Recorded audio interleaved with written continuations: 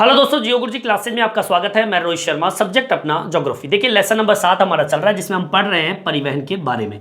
परिवहन क्या होता है, पिछले वीडियो में मैंने आपको बता दिया कि परिवहन व्यक्ति, वस्तु व माल को एक स्थान से दूसरे स्थान पर ले जाने की एक प्रक्रिया है, परिवहन कहलाता है। मैंने इसमें टॉपिक अपना चालू कर रखा है परिवहन के प्रकार। परिवहन के प्रकारों को मैंने आपको 3 भागों में बांट के बताया था। प्रमुख समुद्री मार्ग, तटीय नौ परिवहन और एक है आंतरिक जलमार्ग। पिछले वीडियो को अगर हम देखें तो मैंने आपको 2 बिंदुओं का वर्णन बहुत ही बढ़िया तरीके से करवाया हुआ है। आप पिछले वीडियो को देखकर इसके बारे में पढ़ सकते हैं।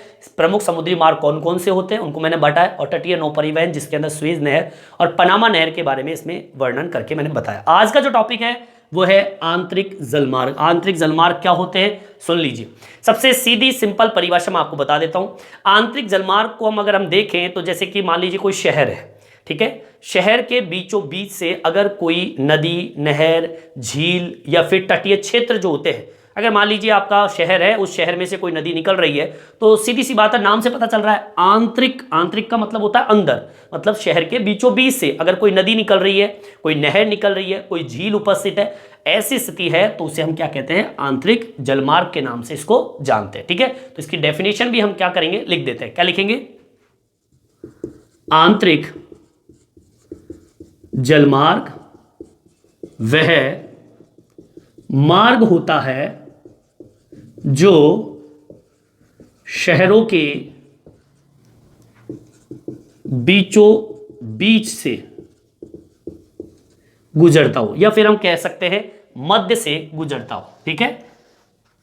शहरों के मध्य से गुजरता हो, आंतरिक जलमार्ग कहलाता है। अब मैं इसका उदाहरण भी डाल देता हूं। उदाहरण देखिए कौन कौन से हैं। उदाहरण हैं जैसे कि आपकी नदियां हैं, नहरें हैं, झील है और आपके तटीय क्षेत्र है। ये वो उदाहरण दिए मैंने आपको जो आपके शहरों के बीचों बीच से गुजरते हैं या शहर के किनारों से। जैसे कि तटीय क्षेत्र है, ये तटीय क्षेत्र समुद्र से संबंधित हो गया, मतलब आपके शहर के किनारों से कोई नहर निकल रही है, आपके शहर के बीचों बीच से नदी निकल रही है, नहर निकल रही है, झील उपस्थित है, तो ये बीचों बीच, आपके शहर के बीचों बीच अगर पानी का स्रोत मौजूद है तो वो कहलाएगा आंतरिक जलमार्ग, मतलब अंदर के जलमार्ग, मतलब शहरों के बीच वाले जलमार्ग, यही कहलाते हैं आंतरिक जलमार्ग, ठीक है। अब आंतरिक जलमार्ग के अंदर मैं बताऊं आपको, इन जलमार्गों में नाव है, स्ट्रीमर, नाम सुना होगा आप लोगों ने, छोटे जहाज, नाव, जलपोत जिसे हम कहते हैं, ये यात्री और माल वाहक जो होते हैं इनको एक स्थान से दूसरे स्थान पर ले जाने का कार्य करते हैं, मतलब ये परिवहन के साधन है आंतरिक जलमार्ग के, ठीक है। कौन, नाव है, स्ट्रीमर है, छोटे जहाज है। आगे बात सर इसको मेंशन कर देते हैं, ठीक है। लिखेंगे इन जलमार्गों में नावें व स्टीमर, ठीक है। स्टीमर छोटी जो मशीन होती है नाव के पीछे, पता हो तो मोटर लगी रहती है वो, ठीक है। तो नावें, स्टीमर यात्रियों व माल को एक स्थान से दूसरे स्थान ले जाती है, ठीक है। अब आगे सुनिए। देखिए आपका जो ये आंतरिक जलमार्ग है, अगर मैं इसके विकास की बात करूं तो ये किन पर निर्भर है, मतलब आपका आंतरिक जलमार्ग जो है किन किन चीजों पर निर्भर है, किस प्रकार से ये मार्ग अपने आप को विकसित करता है, तो उसमें ये चीजें होनी चाहिए, ठीक है। जैसे कि बंदरगाह है, अब जैसे मान लीजिए वायु परिवहन है, तो वायु परिवहन में क्या होना चाहिए, वायु परिवहन के अंदर बड़ा सा स्थान होना चाहिए, रनर होना चाहिए जिसपे वो प्लेन भाग सके, उसके रखरखाव की व्यवस्था होनी चाहिए। वैसे ही आंतरिक जलमार्ग है, इसके रखरखाव से संबंधित, मतलब ये आंतरिक जलमार्ग किन किन चीजों पर आधारित है, निर्भर है, तब जाके ये आंतरिक जलमार्ग चलते हैं। तो सुनिए, आंतरिक जलमार्गों का विकास जो होता है नहरों पर डिपेंड होता है, नौगम्यता पर डिपेंड होता है, चौड़ाई कितनी है मार्ग की, गहराई कितनी है मार्ग की, जल प्रवाह की निरंतरता है कि नहीं, भाई पानी लगातार बह रहा है कि नहीं बह रहा। अगर मान लीजिए पानी, नहर में पानी नहीं है तो वो आंतरिक जलमार्ग किस काम का, ठीक है। और या फिर उपयोग में ली जाने वाली जितनी भी तकनीकी होती है उन सब पर आंतरिक जलमार्ग निर्भर करता है। आगे बात सर में तो लिख देंगे, क्या लिखेंगे, आंतरिक जलमार्गों का विकास, मतलब विकास किस पे डिपेंड करता है, आंतरिक जलमार्गों का विकास। अब किन पे डिपेंड करता है? सबसे पहली चीज तो नहरों पर। अब जब नहर होगी तभी तो आंतरिक जलमार्ग होगा। नौगम्यता मतलब उस पे जो साधन चल रहे हैं कंटिन्यू, वो भी होना चाहिए। आपकी उस नहर की चौड़ाई भी पर्याप्त होनी चाहिए, उसकी गहराई भी होनी चाहिए। मान लीजिए पानी बह रहा है और गाद जो मिट्टी है वो जमती जा रही है, तो पानी का स्तर ऊपर हो जाएगा, तो फिर जहाज नहीं चल पाएंगे, छोटे जो स्ट्रीमर है वो नहीं चल पाएंगे। ठीक है, इसके अलावा जल प्रवाह की निरंतरता मतलब आपका जो पानी बह रहा है उस नहर में, वो कंटिन्यू बह रहा है कि नहीं बह रहा, बीच में रुक गया पानी या फिर नहर में पानी नहीं छोड़ा गया, तो वो आंतरिक जलमार्ग किस काम का। तथा इसके अलावा उपयोग में लाई जाने वाली जितनी भी तकनीकी है वो सब पर डिपेंड करता है आंतरिक जलमार्ग। ये सारी चीजें होनी चाहिए तभी आंतरिक जलमार्ग चल पाएगा। ठीक है, तथा उपयोग में ली जाने वाली संपूर्ण तकनीकी पर निर्भर करता है आंतरिक जलमार्ग। क्लियर? आगे बात समझ, मतलब आंतरिक जलमार्ग के लिए ये सारी व्यवस्था होना जरूरी है। ठीक है, अब आगे सुनिए। देखिए, आंतरिक जलमार्ग जो है वो एक यातायात की व्यवस्था है, सब जानते हैं। अब ये जरूरी क्यों है? इसलिए जरूरी है क्योंकि ये कोयला है, सीमेंट है, इमारती लकड़ी है, धात्विक अयस्क है, ये सारी चीजों का आयात जो है, निर्यात जो है, वो इन्हीं आंतरिक जलमार्गों के द्वारा किया जाता है, जो मैं आपको बताऊंगा कौन कौन से जलमार्ग है। ठीक है, लिख दीजिए इसको भी। आंतरिक जलमार्गों के अंतर्गत प्रमुख परिवहन, कौन कौन से परिवहन की बात कर रहा था? जैसे कि आपका कोयला है, सीमेंट है, लकड़ी है, अयस्क है, आगे बात समझ में, या फिर कोई से भी ऐसी सामग्री जो आयात और निर्यात के लिए जरूरी है। ठीक है, कि आयात व निर्यात में योगदान देता है। ठीक है, तो इस तरीके से मैंने आपको आंतरिक जलमार्ग की थोड़ी विशेषताएं आपको बताई है। ठीक है, चलिए और भी है, इसके बारे में भी अध्ययन करेंगे और क्या क्या कौन कौन से मार्ग है, प्रमुख आंतरिक जलमार्ग जो विश्व स्तर पर प्रसिद्धि पाए हुए हैं, उनके बारे में बात करेंगे। यहां तक आप उतार लीजिए। देखिए, आगे की ओर बढ़ते हैं। आंतरिक जलमार्गों के बारे में और कुछ विशेषताएं और भी है। देखिए, आंतरिक जलमार्गों के अंदर जो नदियां होती है वो घरेलू स्तर पर और अंतरराष्ट्रीय स्तर पर परिवहन का कार्य करती है और व्यापार को विकसित करने में एक अहम भूमिका निभाती है। नदियां, आगे बात समझ, लिख दीजिए इसको भी। आंतरिक जलमार्गों में नदियां, क्योंकि नदियां जो है वो सबसे बड़ा परिवहन माना जाता है, झील है, नहरें हैं इनके अंदर। ठीक है, तो नदियां तो बहुत सारे स्टेटों को जोड़ती हुई निकलती है। तो जो नदियां हैं वो चाहे वो घरेलू हो या फिर अंतरराष्ट्रीय स्तर पर, ठीक है, व्यापार, ठीक है, क्योंकि जो भी आयात निर्यात होता है वो व्यापार इनके द्वारा किया जाता है। ठीक है, मतलब आंतरिक जलमार्गों में नदियां घरेलू और अंतरराष्ट्रीय स्तर पर व्यापार इन्हीं के द्वारा, ठीक है, इन्हीं के द्वारा किया जाता है। ठीक है, अब आगे सुनिए। इन मार्गों को विकसित करने के लिए नदी जल को स्थिर बनाने और बांध बनाकर जल प्रवाह को नियंत्रित कर नदियों की नौगम्यता को क्या किया है? बढ़ाया भी है। भाई आपकी जो नहरें हैं, नदियां हैं, वो कंटिन्यू चलती रहे, ठीक है, उसमें कोई रुकावट ना हो, तो वो लोग क्या करते हैं? सरकार क्या करती है? सरकार ये करती है कि भाई नदी नहर कंटिन्यू चलते रहे, तो वो बड़े बड़े बांध बनाती है, जिससे कि बांध को धीरे धीरे पानी को छोड़ा जाता है और वो नदी नहर कंटिन्यू चलती रहती है। ठीक है, इसको भी हम लिख देते हैं। ठीक है, लिखेंगे इन मार्गों को विकसित करने के लिए, ठीक है, इन मार्गों को विकसित करने के लिए नदियों की नौगम्यता को व नदियों की नौगम्यता को नियंत्रित करने के लिए बांध का निर्माण किया जाता है। ठीक है, मतलब ये इन मार्गों को विकसित करने के लिए और कंटिन्यू चलता रहे, भाई जल प्रवाह क्या होता रहे यहां पर, चलता रहे, उसके लिए उस नौगम्यता को बरकरार रखने के लिए भाई नदियों के अंदर नावें चलती रही, तो उसको नियंत्रित करने के लिए क्या बनाया गया, बांध का निर्माण किया गया। आगे वसन में तो इस तरीके से आपके जो नहरें हैं, नदियां हैं, झील है, वो हमेशा रेगुलर चलती रहती है और आपका जो जलमार्ग है वो भी विकसित होता रहता है। इसमें जो जल प्रवाह है उस जल प्रवाह को नियंत्रित करने के लिए बांध का निर्माण किया जाता है। ठीक है, इससे आपके आंतरिक जलमार्ग हमेशा रेगुलर चलते रहते हैं। ठीक है, चलिए आगे की ओर बढ़ते हैं। यहां तक आपके समझ में आ गया होगा, यहां तक आप उतार लीजिए। अब हम बात करते हैं विश्व के प्रमुख आंतरिक जलमार्गों की। ठीक है, अब आंतरिक जलमार्ग कौन कौन से हैं मैं आपको नाम से लिख देता हूं, यहां पे आप उतार लीजिए।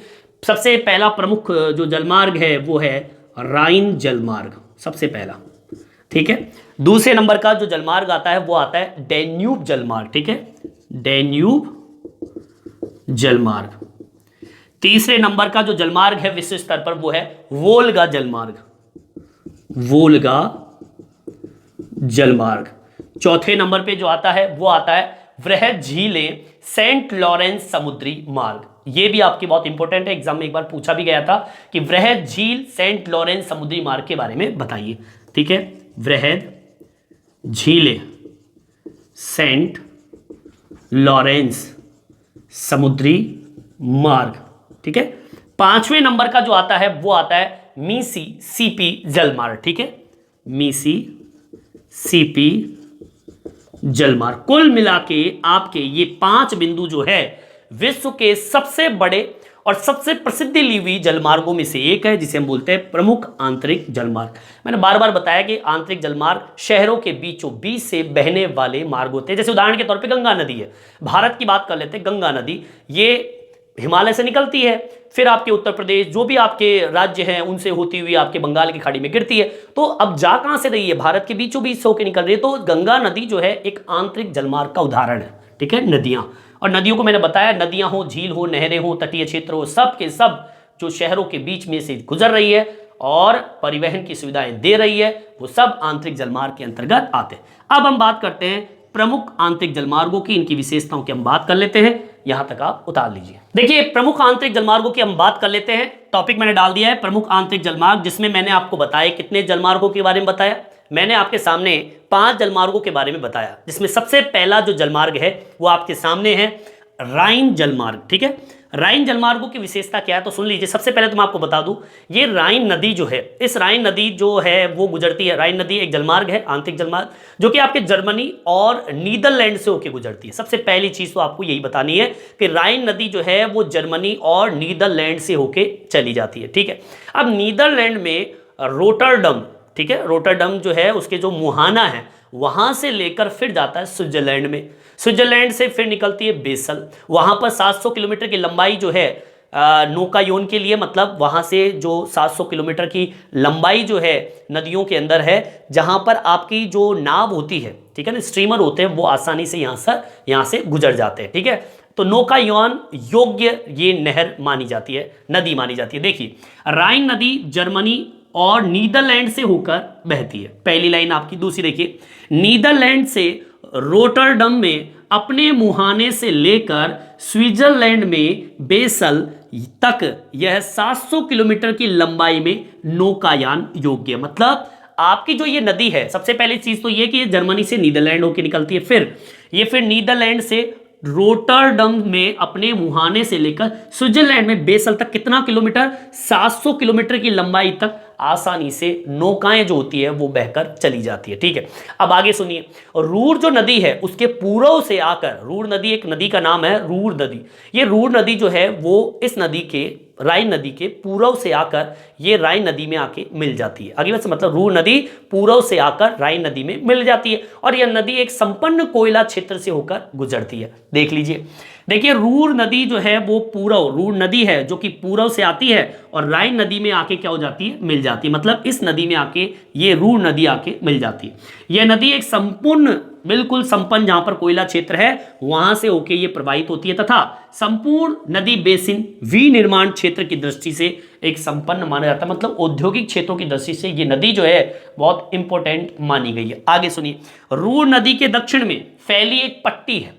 रूर नदी है उसके दक्षिण भाग को अगर देखें तो वहां पर एक फैली हुई एक पट्टी है जो भारी वस्तुओं के आवागमन के लिए इंपॉर्टेंट मानी जाती है। रूर नदी दक्षिण में फैली एक पट्टी है जो कि भारी वस्तुओं के आवागमन के लिए होता है या आवागमन के लिए बहुत इंपॉर्टेंट मानी जाती है। अगर मैं बात करूं प्रतिवर्ष की तो प्रतिवर्ष यहां पर 20,000 से अधिक समुद्री जलयान और लगभग 2 लाख से अधिक आंतरिक मालवाहक जो पोत होते हैं, छोटे छोटे स्ट्रीमर, नावें जो होती है, वो यहां से वस्तु और सामग्रियों का आदान प्रदान करने का कार्य इस जलमार्ग में होता है। आगे बस में यहां तक समझ आ गया होगा। आगे सुनिए, यह मार्ग स्विट्जरलैंड, अब देखो कहां कहां से गुजर रहा है। ये मार्ग स्विट्जरलैंड जाता है, फिर आपके जर्मनी में जाता है, फिर फ्रांस में, फिर बेल्जियम में, फिर नीदरलैंड में जाता है और ऐसे औद्योगिक क्षेत्रों से कवर करता हुआ अंत में जाकर आपके ये उत्तरी अटलांटिक समुद्री मार्ग है। कहां पर है? उत्तरी अटलांटिक समुद्री मार्ग में जाकर ये जुड़ जाता है समुद्री मार्ग से आपका राइन जलमार्ग। यहां तक आपके समझ में आ गया होगा। बिल्कुल सिंपल तरीके से मैंने इसको लिखवा दिया है, यहां तक आप उतार लीजिए। अब हम बात करते हैं दूसरा नंबर का टॉपिक है डैन्यूब जलमार्ग। देखिए अब दूसरा पॉइंट डाल दिया मैंने, डैन्यूब जलमार्ग। अब ये जलमार्ग देखो कहां से गुजरता है। ये जलमार्ग गुजरता है पूर्वी यूरोपीय भागों को सेवा प्रदान करने का कार्य करता है। कौन से भाग? पूर्वी यूरोप लिख देंगे। यह जलमार्ग पूर्वी यूरोपीय क्षेत्रों को सेवाएं देता है। ठीक है, कहां पर देता है सेवाएं? पूर्वी यूरोप को सेवा देने का कार्य करता। अब आगे सुनिए, डैन्यूब नदी जो है ब्लैक फॉरेस्ट से निकलती है। फॉरेस्ट एक जंगल है, ब्लैक फॉरेस्ट, वहां से निकलती है और अनेक देशों से होती हुई पूर्व की ओर बहती है। आगे बात सन में लिख दीजिए इसको भी। डैन्यूब जलमार्ग, कौन सा फॉरेस्ट बताया मैंने? Black forest, black forest. ठीक है, आपका ये जलमार्ग जो है डैन्यूब जलमार्ग है वो ब्लैक फॉरेस्ट से निकलकर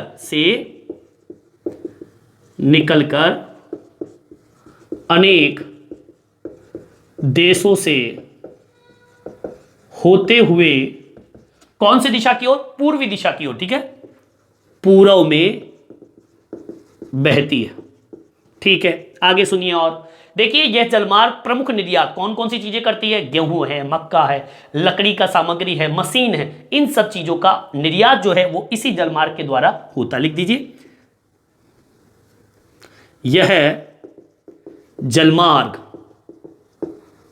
प्रमुख रूप से निर्यात सामग्री में गेहूं, मक्का, लकड़ी, मशीनरी, ठीक है, ये प्रमुख निर्यात सामग्री है जो कि आपके इस जलमार्ग के द्वारा, आपके डैन्यूब जलमार्ग के द्वारा होता है। ठीक है, यहां तक समझ में आ गया होगा। अगला पॉइंट डाल लीजिए, तीसरा, यहीं तक इतना ही टॉपिक लिखना आपको। अगला पॉइंट आता है वोल्गा जलमार्ग। वोल्गा जलमार्ग, अब देखिए वोल्गा जलमार्ग की बात करें तो रूस का महत्वपूर्ण जलमार्ग जो है, रूस का महत्वपूर्ण जलमार्ग है वोल्गा जलमार्ग। ये वोल्गा जलमार्ग जो कि 11,200 किलोमीटर की नौकायान सुविधा प्रदान करता है, और रूस का प्रमुख जलमार्ग लिख देंगे। यह है रूस का प्रमुख जलमार्ग। अब कितना किलोमीटर? वोल्गा जो कि जलमार्ग वोल्गा जो कि कितना किलोमीटर? 11,200 किलोमीटर लंबा नौकायान सुविधा प्रदान करता है। मतलब यहां से, इस नदी से, इस नहर से आपके जो जलयान होते हैं, छोटे छोटे स्टीमर, नाव होते हैं, वो आसानी से बहकर चले जाते हैं। अब देखिए आगे, वोल्गा जलमार्ग जो है वो कैस्पियन सागर से मिलता है। आगे बस में कहां मिलता है? वोल्गा जलमार्ग कैस्पियन सागर से मिलता है। ठीक है, अब आगे सुनिए, कैस्पियन सागर से मिल गया। तथा वोल्गा मास्को शहर, इसको मास्को प्रदेश से, तथा वोल्गा डोन नहर जिसे काला सागर से जोड़ने का कार्य ये नहर द्वारा किया जाता है। ठीक है, लिख दीजिए इसको भी, तथा वोल्गा मास्को। ठीक है, वोल्गा मास्को नहर।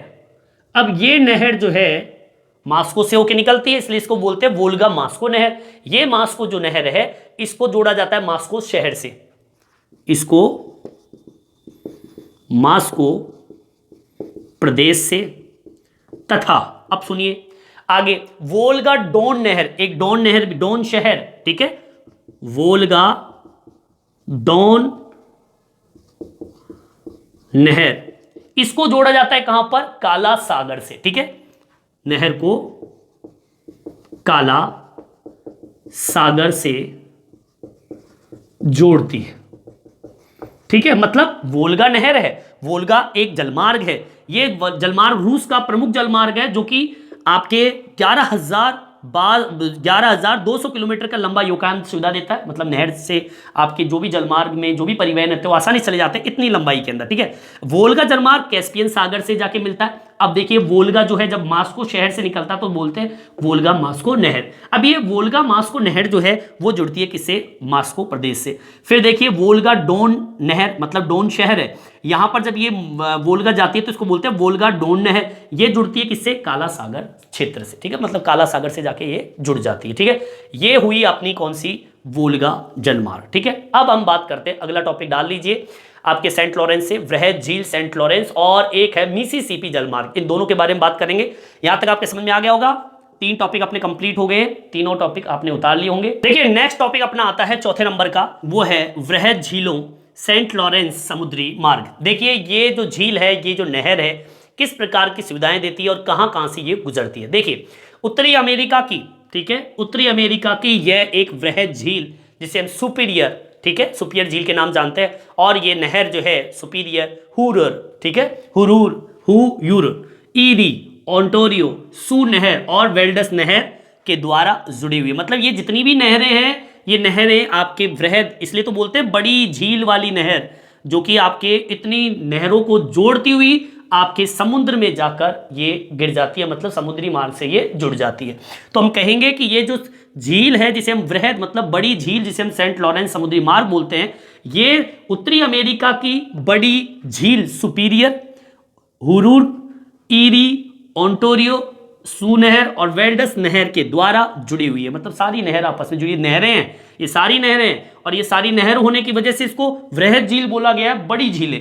और फिर ये आंतरिक जलमार्ग की सुविधा प्रदान करने का कार्य भी करता है, क्योंकि ये सब शहरों में होकर गुजरती है। आगे सुनिए, सेंट लॉरेंस नदी जो है ये एक एस्चुरी वृहद झीलों के साथ उत्तरी अमेरिका के उत्तरी भाग में एक विशिष्ट व्यापार जलमार्ग का निर्माण भी करती है। ठीक है, मतलब ये जो सेंट लॉरेंस जो नदी है ये आपके उत्तरी अमेरिका के उत्तरी जो भाग है, उत्तरी अमेरिका का उत्तरी भाग जो है वहां पर एक व्यापारिक जलमार्ग की सुविधा प्रदान करने का कार्य भी ये करती।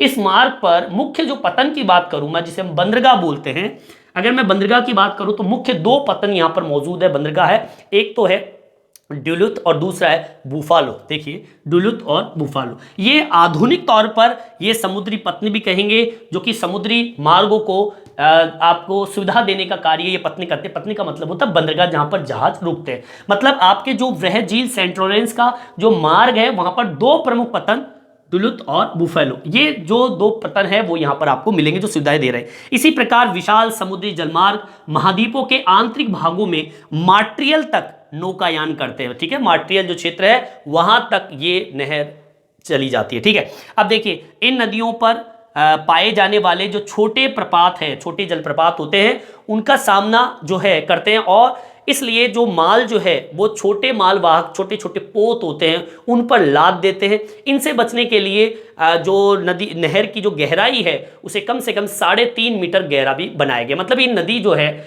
इस नदी पर पाए जाने वाले छोटे छोटे जो प्रपात होते हैं, गड्ढे बोल दीजिए, या फिर हम कह सकते हैं कि ऊंचाई से पानी आके गिरता है जिससे कि नुकसान हो सकता है, इसलिए वहां पर छोटे छोटे मालवाहक जो पोत होते हैं, छोटी छोटी नावें होती है, उनके ऊपर सामान को डालते हैं और फिर लेके जाते हैं। ठीक है, अच्छा, गहराई जो है, गहराई की मैंने बताई कि गहराई कम होने की वजह से थोड़ा सा मुश्किल उठाना पड़ता है, इसलिए जो नहर है इसको बार बार खोदा जाता है। कम से कम 3.5 मीटर की गहराई जो है इस नहर की रखी गई है। भाई इतनी तो होनी चाहिए जिससे आपके जो परिवहन के साधन है वो नीचे जमीन पे टिक ना पाए, इसलिए 3.5 मीटर की गहराई तो इस नहर की है ही है। ठीक है, चलिए ये कंप्लीट होता है वृहद झील सेंट लॉरेंस नदी वाला टॉपिक कंप्लीट। ठीक है, चलिए अगला टॉपिक डाल लेंगे, 5वां मिसिसिपी जलमार्ग। यहां तक आप उतार लीजिए। देखिए 5वां बिंदु मैंने डाल दिया है मिसिसिपी जलमार्ग। देखिए अब ये जलमार्ग कहां से होकर गुजरता है। मिसिसिपी जलमार्ग जो है उनोहियो जलमार्ग संयुक्त राज्य अमेरिका के आंतरिक भागों को दक्षिण में मैक्सिको की खाड़ी से जोड़ने का काम करता है, और ये एक लंबे स्ट्रीमर इस मार्ग के द्वारा मिनियापोलिस तक जाने का कार्य ये जलमार्ग करता है। ठीक है, लिख देंगे, इसको मेंशन कर देते हैं, छोटा सा टॉपिक है, लिखेंगे क्या, मिसिसिपी और एक शब्द है ओनोहियो जलमार्ग है। ठीक है, आपका ये जलमार्ग है। अब ये जलमार्ग कहां से गुजरता है, संयुक्त राज्य अमेरिका के आंतरिक भागों को, संयुक्त राज्य अमेरिका के आंतरिक भागों को कौन से भाग से जोड़ता है, दक्षिण में मैक्सिको की खाड़ी से, दक्षिण में मैक्सिको की खाड़ी से जोड़ता है। आगे बात समझ में, और यहां लंबे स्टीमर, छोटी नावें होती है, मोटर वाली नावें, ठीक है, इस मार्ग पर एक क्षेत्र का नाम है, उसका नाम है मिनियापोलिस